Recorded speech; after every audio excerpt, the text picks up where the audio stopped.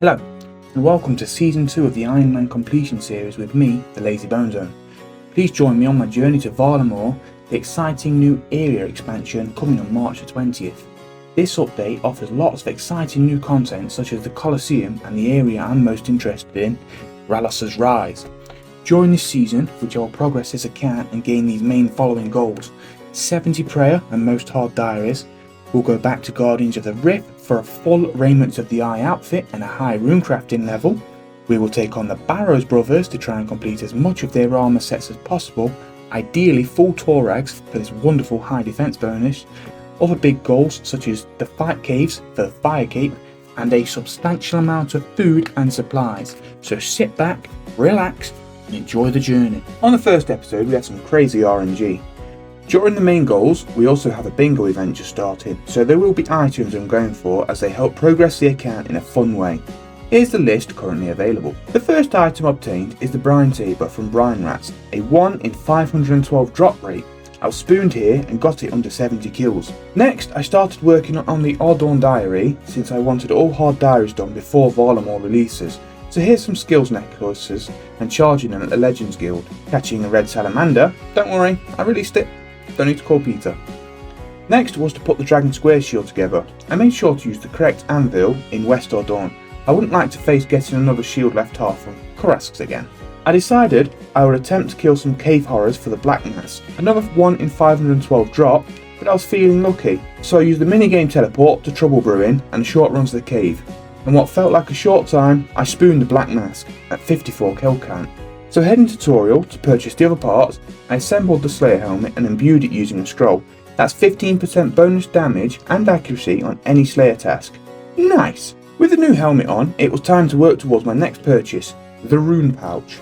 I snagged a combat achievement against a Hellhound before getting 84 defense. 20,000 Slayer experience gained for this task and I'm up to 29 points. I need 750 in total, so I'll be point boosting again, doing easy tasks. That's 59 Slayer captured at spiders. The first points gained was during the Zygomax task. I don't mind these as you never get assigned a lot. Any task I can complete in Current Catacombs is amazing. Here, for example, I was AFKing Dagonoths for a good XP, and the Seeds is a double win. Here's 60 Slayer and another 75 Slayer points. That's 179 in total now.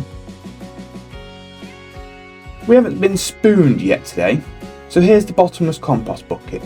This is amazing for farming. It doubles any compost I make and compacts it all into one inventory slot. Now that my palm tree has grown, I've managed to complete Ardy Hard Diary. This increases pickpocket chance by 10% anywhere in OSRS, which is handy. I decided to spend a little bit more time with the group attempting to get logs done for the bingo. I was doing barrows and I saw a random eclectic imp when I banked. I got a medium clue. So of course, my next mega spoon item, Ranger Boots. 30 million GP in value at only 5 coups completed. Okay, back to Slayer it was, and I'm up to level 61 now at 329 points. My first superior Slayer creature was this thing. Never seen this one before since I hadn't point boosted. 85 defense gained at goblins, and I thought this would be a good skill to train on the hardcore Ironman. My next task, I decided to try a boss I've never fought before, Sarachnis. One of its rare drops was on the bingo board, its Cudgel. I was unable to get any drops during this time and I found my gear is still lacking for bossing, even though this is classed as a mid-game boss. You'll notice during this kill, anytime I didn't pray correctly, I was being hit, so much for defense being worth anything. Anyway, after 10 kills, that's another combat achievement task. Next was Aberrant Spectres, for another easy combat task, and the helmet really shined here. Able to block the smelly attacks and keep the damage increase rather than just using a nose peg. I gained 62 Slayer here and a nice stack of Herb Seed. And being as this was task number 100 from Konar, I gained a whopping 450 points, putting me above the 750 goal I'd set. Also, look at all these herbs. Woof. So off tutorial to purchase the rune patch. Using this, I can store up to 16,000 runes in this patch per slot, and it holds 3 types of rune, instantly saving me inventory space. With 62 Slayer hit, I could complete Karent and Kebos Hard Diary. I now have teleport access to Konar the Slayer Master, some prayer XP, an ash scattering urn for use against demons. You will see this used in the future. I also talked to Cleve to use Slayer Helm against Shamans instead of the Shazian armour. His cave location is just to the right of Mount Quiddymorton? Whatever. Bring anti-poisons to avoid needless damage. I completed hard tier Fremi diaries to unlock the shortcut at Troll Stronghold and a few Lunar spells. I grabbed another Scurrier Spine for the team bingo. And during a farm run, I obtained 81 farming and checked how many contracts I'd completed. 157. I'm building a nice stack now, ready for some proper farming in the future. Back to Barrows I went for some more Silver Spoon action. Carol's Leather Top gained. This is now my best mage defense armour. Guffin's helmet, my first tank helm, and 72 magic whilst doing more runs. Sticking on the bingo topic, I decided to try another boss I had no experience at, Dagonoth Kings. Specifically, the melee brother, Dagonoth Rex, since it could be safe spotted and had the Berserker ring for bingo. There's 3 kings down here and all are very accurate and it can hit high 40s, so you're supposed to pray against them and try to kill them in order. As I was only killing one, my ideal method was to avoid the other 2 and hide down on the east side. You'll constantly get hit by Spinalops that attack you with a mix of range and mage attacks and can hit around 10 damage, but they're not very accurate. My first trip went smooth and I saved the bones for later use. Unfortunately, here is where I died on the hardcore Ironman. Sometimes may be good, sometimes may be On my second trip back, when I went down the ladder, all 3 of the kings was by the ladder and locked onto me, with some of the Spinalops as well. I saw 140, a high 30 and a few other red splats causing me to die in one tick. A clan member helped me go back as I wanted some revenge. I don't mind that I lost the hardcore status doing boss content and actually playing the game. From here on out I can play the game more relaxed without worrying about dying. I ran down to the safe spot and got to slaughtering Dagonoth Rex again and managed to snag a dragon woodcutting axe and a fantastic new ring with the Berserker ring. This gives me a +8 strength bonus and a 1 to 2 max hits using melee. Take that, you stupid Dagonoth. With death no longer something to worry about, I went into the deep wilderness next to complete the easy and medium diaries. I died about 7 times during this, but it's absolutely fine now and a lot less stressful. The medium diary allows me a sword that never fails to cut cobwebs, increased rewards at the wilderness chest and access to killing Calvarian. Next was Mage Arena 1 using my Warp Scepter. This is the first time I've done this boss with a higher leveled account. It was nice. I went straight back into the arena and casted 200 of each god spell to unlock them ready for Mage Arena 2 when I get a higher mage level. Next up was Hope Spear's Will, which is basically fighting naked for 37,500 prayer XP. And then it was off to the Chaos Altar with my bones to level prayer as high as possible. Currently sitting at level 65. I've been doing a little green dragon killing in the Wilderness Slayer caves to get some bones and other items before a friend told me to go try Calvarian since that drops bones also. So my first attempt at this boss is quite ropey. I get hit by almost every single attack. The pattern needed is to walk at least 2 tiles away from where the blue or orange spots appear, and when he does his shield attack, run out of them. I ran into him multiple times during that phase thinking I was safe, still getting hit, which causes you to be stunned and have a delay before you can attack again.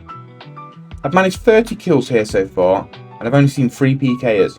None actually killed me, somehow escaped them. This boss has lots of lovely items I would like to obtain, so I'll be back here. I would like to obtain an instant teleport so I could easily escape from here so I don't have to do the walk of shame when leaving. I've been putting some time into Soul War games to relax, and I bought the Ectoplasmator and 18 Spoil of War crates. The loot from these are amazing. Runes, ammunition, raw food and GP. 1.2 million gained from 18. Easy gain. I made some diamond bolts and went to work on completing the Karam Jahad diary. I geared up with the intent of completing all 63 waves to fight caves. The only real goal here was to kill the level 360s that start appearing every wave from wave 31.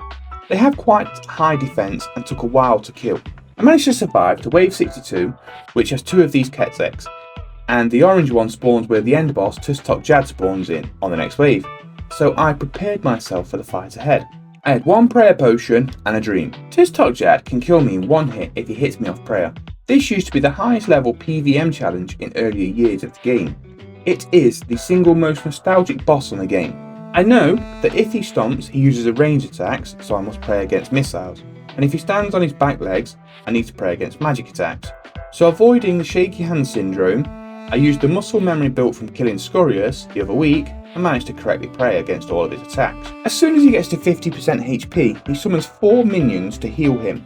The idea is to hit all of them and make them aggro towards you so they can't heal him, and then kill them, all whilst praying against Jad correctly. As you can see, I hit all 4 of the minions and tried to drag them behind a wall so that I could avoid Jad attacking me anymore.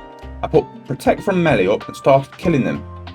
I noticed that one of these little blighters had decided to go heal Jad instead of fighting me. This was bad. If Jad gets fully healed, I will have to refight another 4 of these healers. If he fully healed Jad, I'll have no chance to complete this fight, since that means he will spawn 4 more at 50% health. Running back to tag the little nuisance, I finished him off. Back to fighting Jad.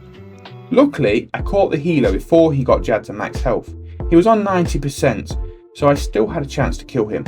All I had to do was hope to hit him before my prayer points ran out. And I let somebody know me better. I thought that I would miss her more, but I wake up and I feel better. Cause I let somebody go. We've been going on forever.